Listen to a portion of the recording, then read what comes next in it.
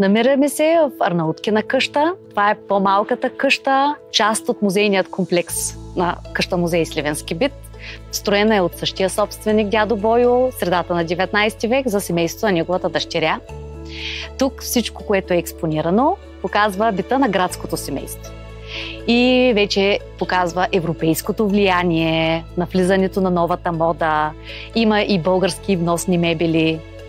И общо са 3 стаи, кухня, спалня и гостна.